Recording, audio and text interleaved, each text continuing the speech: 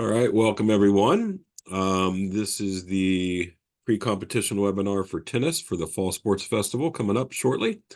Um, if you are joining us, try to remain on mute so that we don't get any distraction and background noise, but we'll go ahead and get started. And again, as you saw, this recording or this webinar is being recorded, as all of ours are. We will also have Jake post that on our coaches resource page and send you the link to that, along with posting this slide deck tonight for everyone's purposes and references. The first slide here is just a promotional slide. We have a car donation program that benefits Special Olympics Maryland. You have the information here and the contact information of our VP of Donor Relations, Sue Jacobs.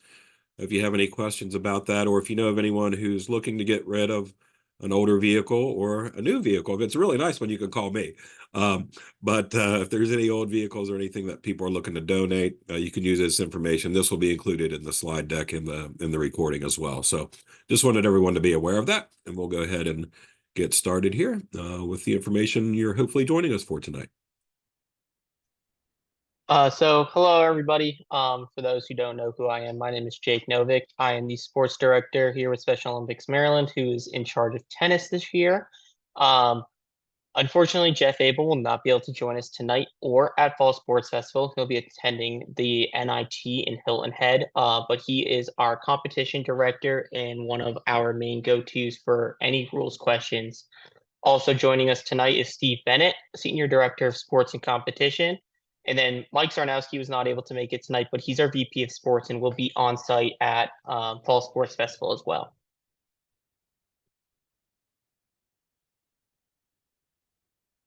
So for tonight, we're just going to go through a couple things. We just did our welcome and introductions of who we are. We're going to go through our event information, competition, specifically tennis competition information, regarding entries, schedule, venue, awards, meaningful involvement, the individual skills competition, any rules updates or reminders, and then just some miscellaneous items that we decided to throw in just for some more reminders for you all before we get to our competition. Thank you, Jake. Again, my name is Steve Bennett, as Jake mentioned, Senior Director of Sports and Competition here at the State Office. So this is just the overall event schedule you see for the entirety of the Fall Sports Festival. So between 7:30 and 8:30 is when teams or your head of delegation or head coaches should check in and register, get your coaches packet. Let us know if there's any scratches you're aware of, if you haven't already, leading up to the event. And that check-in is on the main level of the big Knott Arena on the sports complex side of the campus. Same place it was in the last 2 years, I believe, at least last year for sure. If any of your tennis players get selected to be representatives of your area program to bring in the banner during opening ceremony, you can check with your area director, and those individuals need to be there at 8:30, and that's right across from the main gym where the opening ceremonies begins, right across the hallway where the individual skills for tennis will take place. That's where we get those athletes and individuals staged for the opening ceremony. Go into the opening ceremony, and then right after that, the dismissal of all the teams and competitors, etc. You as coaches will head up to the Tennis Control Center, and we'll show you a slide later on exactly where that is. Same place it's been, I think, the last 2 years there at Mount St. Mary's. Then we'll go right into the competition with the teams and the match plays, as well as individual skills. Again, the individual skills will be inside the field house, as we talked about a little bit ago. And again, the awards will also be for all match play and individual skills and competitors in that field house as well.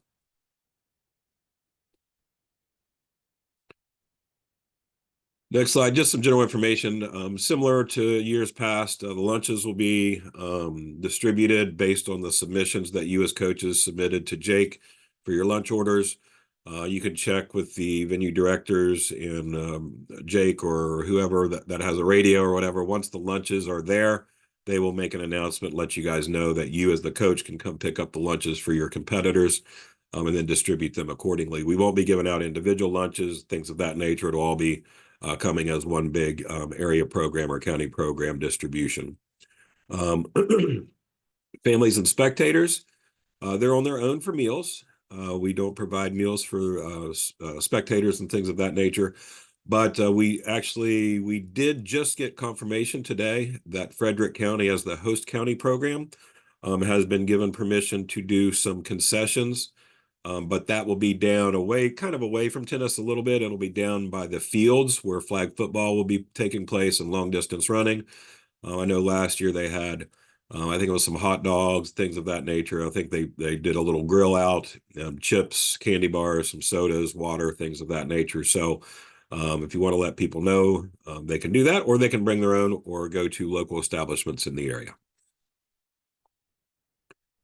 So here's just an overall layout of all the operations we have for Fall Sports Fest. You can see purple there kind of to the right of the slide if you're looking at it. The flag football skills competition, and then the team competition areas, and then the big fields there. And then the flag football and long distance running awards are in the pavilion. It's right there by the baseball and softball fields. The long distance running course will be throughout that whole little side of campus there. You can see we have the tennis competition as we have in the past, the outdoor and match play right outside of the Knott Arena as you first pull into that side of campus. And then as we talked about, the individual skills and tennis awards are in the field house of the Knott Arena right across the hallway from the main gymnasium. Then in the Knott Arena itself, the main basketball gym, if you will, that's where the opening ceremony will take place, as well as our powerlifting competition after opening ceremony. And then the powerlifting awards will also take place on that in that main gym. Some other general information here is just, as always, the weather. We never know what the weather is going to have for us. But we do ask for everyone to be prepared for all types of weather. In the Fall Sports Fest in the past, we've had rain, we've had snow, we've had really windy, gusty winds. We've had beautiful sun, 80-degree weather. So just make sure everyone's prepared for all those different types of weather conditions that may occur. If we do have a situation where there's rain, obviously, if it's a little slight thing, we may get away with some of the outdoor tennis match play. Most likely that will be postponed and see what we can do. The individual skills competition will obviously go on as planned, as that's indoors. If we do have lightning or thunder, we will have to evacuate for a minimum of 30 minutes. The venue directors and people at the competition venue will let you guys know and communicate that to you. And let you know again, hopefully if that does occur, we'll be able to resume the competition. If that does happen, make sure you go to your personal vehicles, or better yet, you come inside to the Knott Arena, where you could either be watching individual skills competition or the powerlifting competition as well. And just again, be prepared for all types of weather conditions. But we are monitoring that. We started monitoring it already. And as always, with all of our events, we continue to watch those updates, and we'll let you know as soon as possible if anything needs to be shared leading up to the Fall Sports Fest. Codes of conduct, just some basic stuff here. You can see the overall and the lengthy codes of conduct on our coaches resource page on our website. But generally speaking, it's just respect for all.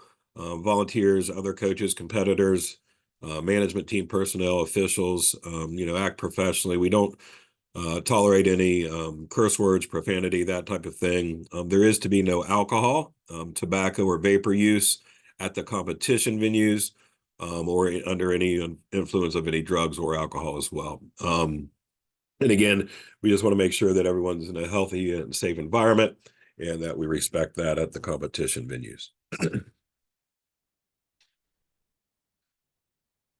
Had a couple questions recently about divisioning, so I'm not going to read this in its entirety, but just some basic general guidelines. In Special Olympics, if you're not familiar with it, divisioning is not a science or an art. Well, I guess it's more of an art than the science, but there is some flexibility, and there's some different things that we take into consideration with that. So with match play, it's a little different than individual skills, but basically for individual skills and other individual sports, we look at their qualifying times, scores, and things of that nature throughout the season, and use kind of a 15% guideline, as that's a good grouping of athletes at the same kind of ability level. We can expand that or shrink at that percentage a little bit based on the quantity of individuals competing in a given sport or competition or event. The other factors that we also take into consideration are age and gender. Those can be widely spread out depending on, again, how many competitors we have.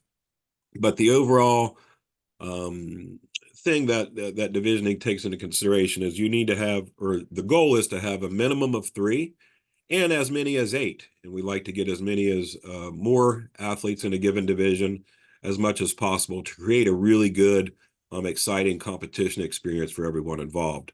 In some occasions, there can be less than 3. That is an exception to the rule, if you will.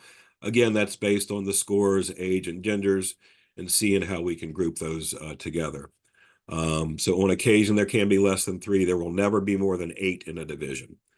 So individual skills. And then for team play, such as the match play, we really try to keep it around 4 to 5-ish, just based on the schedule and the matches that everyone gets to play, and taking the time considerations and constraints into our thought process there.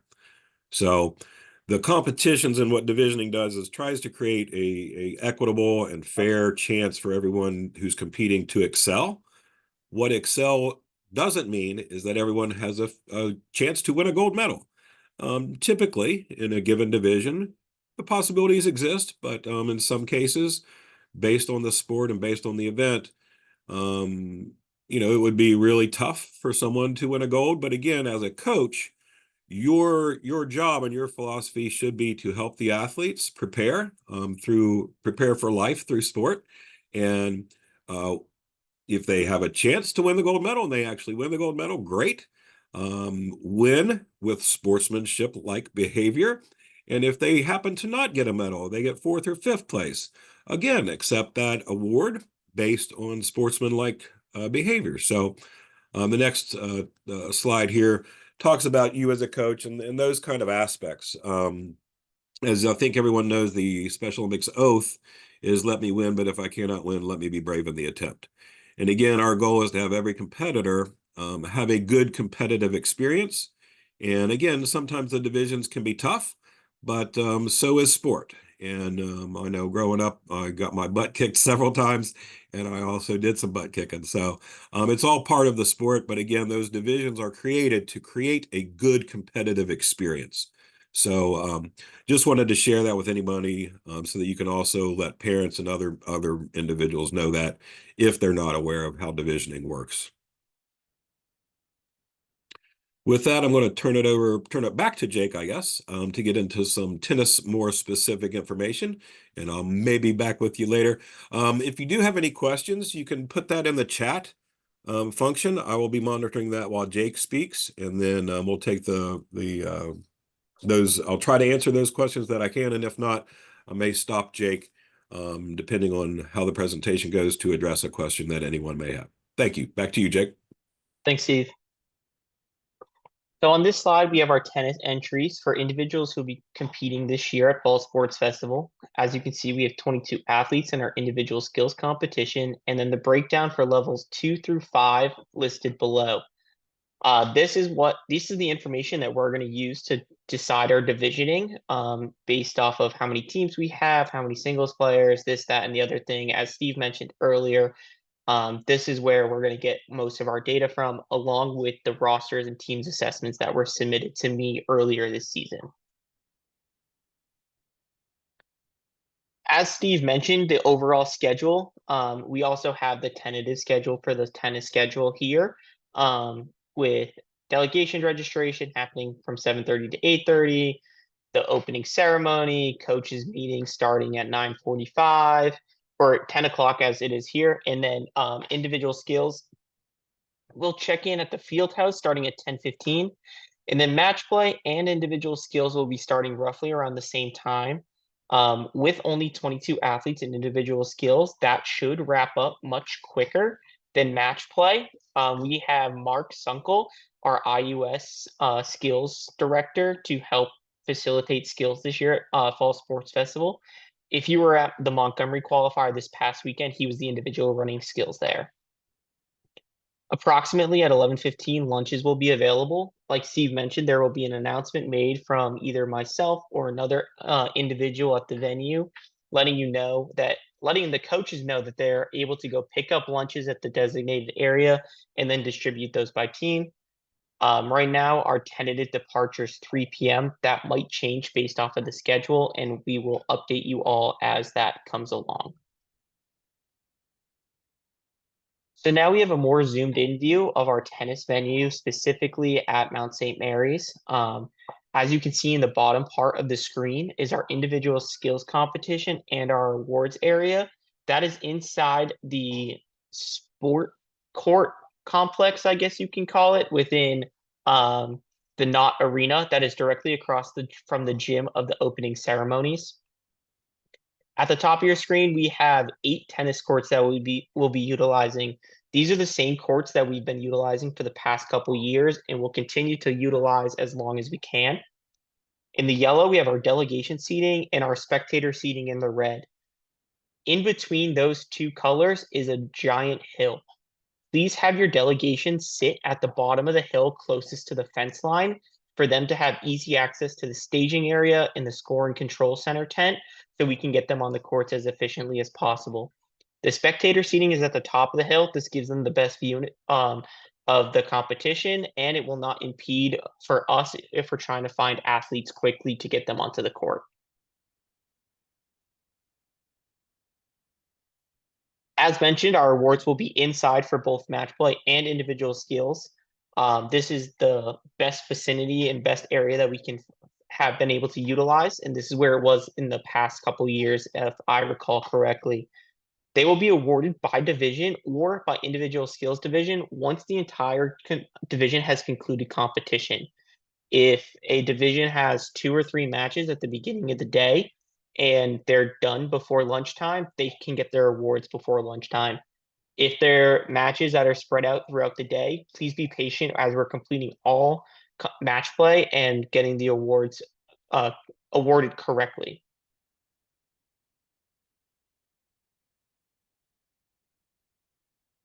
So now we're moving into the principle of meeting involvement. The principle of meeting involvement really comes into play for tennis and for unified teammates, along with unified sports in general. So the principle of meeting involvement, I'm going to read this word for word so I can get it correctly. The role of the unified teammate in tennis specifically is to facilitate play by blending his or her skills with the level of his or her athlete teammate. Specific examples of blending one's skills are best described indicating what not to do. Action skills include, but are not limited to, smash shots or overly aggressive shots to the athlete, rushing the net, and aggressive forceful serves. Along with competitive blending of skills, there should be a quality of social interaction and communication among teammates that allows everyone to participate fully and enjoy a positive experience. Meaningful involvement is important in traditional divisions too. Please work with your doubles team so that everyone is contributing in an equitable way. There may be athletes who are higher skill level than other athletes playing on the same doubles team. Making sure everybody involved and having a fair and competent and equitable way to contribute to the team is important to Special Olympics. So here's some keys for being a successful unified teammate. Successful unified teammates should focus on involving the athlete in a meaningful and equitable participation in the game. The pace of the match is determined by the skill and play level of both athletes playing. Facilitate a safe and fun, meaningful competition. Demonstrate enthusiasm and support for all athletes and teammates involved. Communication is an important key to a good doubles team, keeping communication positive and focused on strategy. Don't focus on the negatives, focus on the positives. Display personal behavior that exemplifies superior sportsmanship for all participants. Athletes and teammates share equal responsibility for scoring points on their team. Respond to all effort, including opponents, with praise, praise, praise. Now we're going to move into a few reminders for match play and individual skills. Players and athletes and unified teammates should not call the ball out before it bounces. Players should understand general match format and rotation of where they should be during what game. Officials will be on the court for reminders, but they shouldn't rely on them for where to stand. A general reminder of unified doubles teammate involvement. Player dominance can happen in traditional events as well. If there is a question with an official, call for the competition director, which is myself. Sometimes well-intentioned coaches can create confusion with our volunteers. So if there is a question with an official, please come to me and we will talk through with the official on the court. Not all of our volunteers will recognize all of the coaches, even though they may be credentialed correctly or incorrectly based off of how we do this. Just making sure that we have somebody to facilitate that conversation and a point of contact for those volunteers to know who I am and for you all to come to me with any questions or concerns. For our individual skills competitions, no coach or spectator intervention. That means no coaching whatsoever. Cheering from the spectators is okay. Coaching is not. You can encourage them to stay focused, hit the ball, but you cannot encourage them or tell them where to hit the ball or how to hold the racket or when to swing, anything like that. If coaching is being done, it could lead to a disqualification of the athlete.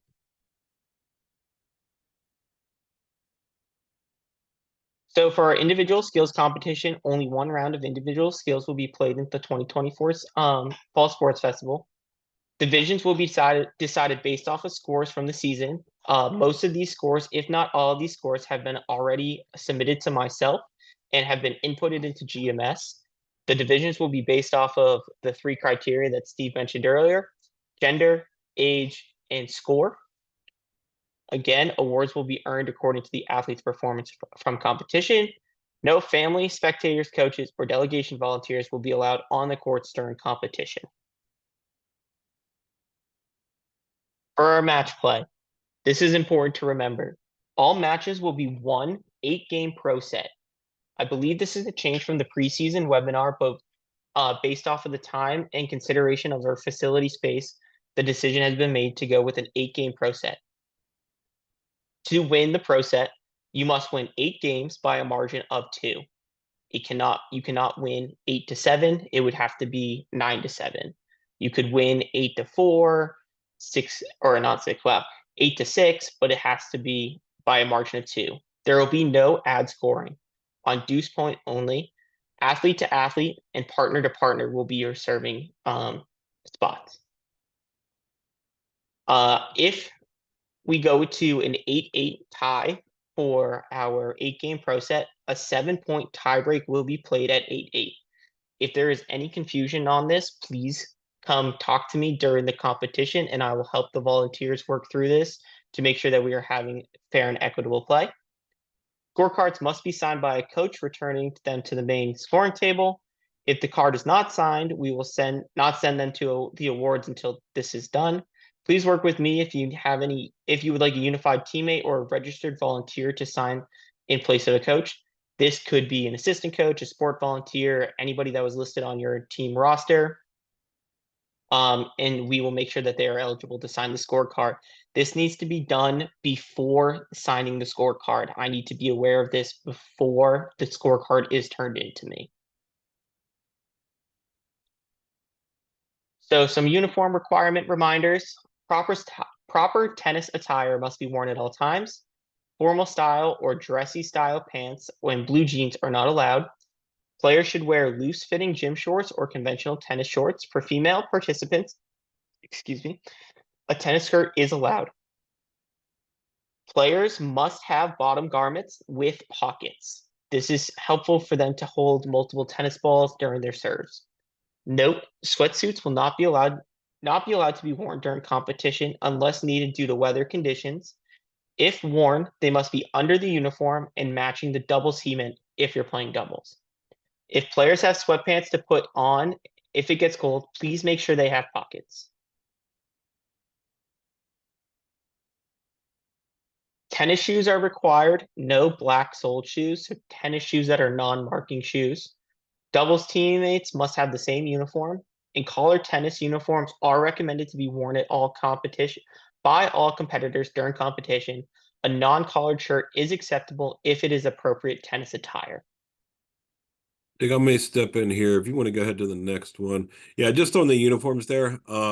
We also hope and really, really stress the fact that all competitors that go to the awards area stay in their competition uniform for the awards presentations.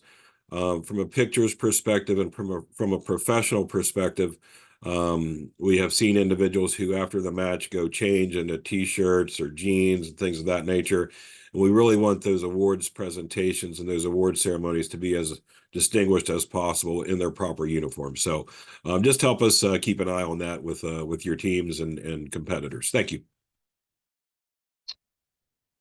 So continuing with our reminders and specifically coaches on the courts. So one designated Special Olympics coach may sit on the court off of the playing surface in a chair located by the net post. This may be a bench. I believe we have benches at Mount St. Mary's, but this could also be individual chairs. You may coach the player as the player's change ends at the end of an odd game.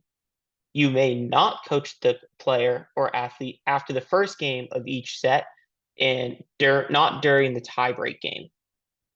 No coaching is allowed during the individual skills competition, as mentioned earlier. They can talk to competitors before and after their turn, but no active coaching while the athletes are actively competing. And just to touch on that again, we've talked about no coaching and individual skills. If when they're moving from station to station, if you want to give them a quick pointer as they're walking from one station to another, remember this is a station where we do this, and then back off and let them go. But yeah, once they're engaged in the staging and get to that staging location, if you will, for that given station, the coaching should generally be ceased. Again, and let your family members know that as well. There's spectator areas on the match play, as well as inside in the field house.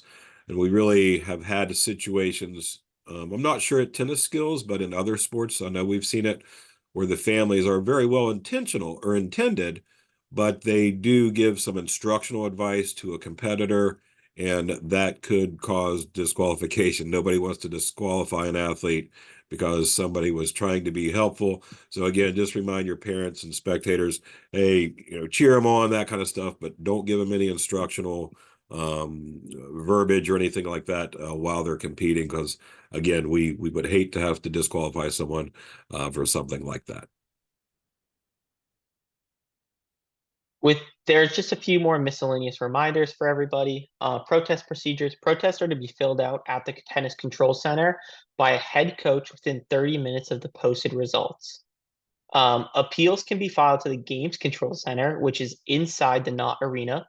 A decision from the Games Rules Committee will be made generally within the next 48 hours. Results should be posted by Wednesday, October 23rd, after everything is completed with competition and we've returned back to the office and I'm able to compile all the results together. Those will be posted on the coaches resources page. And then also we have our evaluation survey for fall 2024 for the Fall Sports Festival. This will be sent out in a follow-up email after I notify you that all the results are posted. Please take your time to complete this survey. It is important for us to get good and honest feedback from everybody who's involved, including coaches, unified partners, athletes, parents, spectators, and then even us as staff fill out this survey as well. And I'll stress that a little bit as well. And thank you, Jake. The evaluation survey is to go out to anybody who's at the event. It can be volunteers, it can be your assistant coaches, athletes, unified teammates, family members, anybody who's attending it. The reason for that is we want to get as much feedback as humanly possible. It only takes 3 to 5 minutes at the very most to fill it out. It's about 5 or 6 questions where you rate different things from the event, and then one little comment box if you have anything else you'd want to share. So without feedback, we don't know what we're doing. Well, we don't know how to improve, I should say that. Hopefully we know what we're doing, and you guys do it too as coaches. But really that feedback, we look at every response. We use that to plan the next year's event. If we don't have very much feedback, we don't have a feel of how you guys and everybody else outside of the staff and management team think we're doing.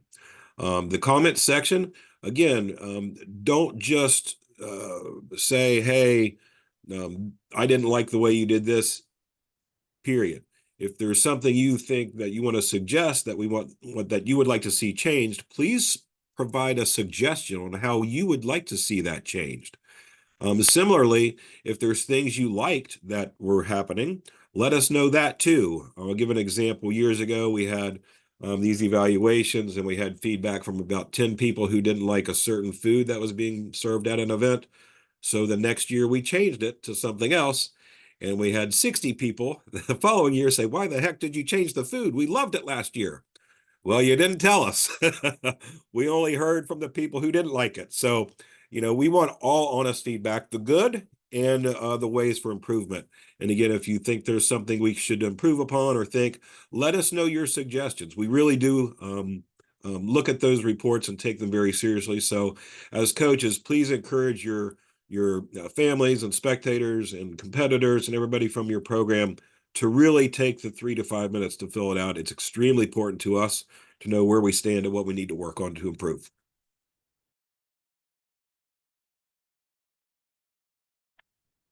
If you guys do have any specific tennis questions that come up after this webinar, please feel free to reach out to myself. My email is listed below.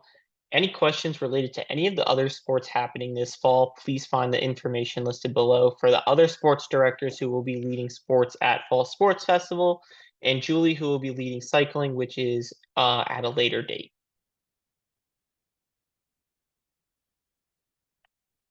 Thank you all for attending the webinar tonight. I'm going to go ahead and stop the recording. And I haven't seen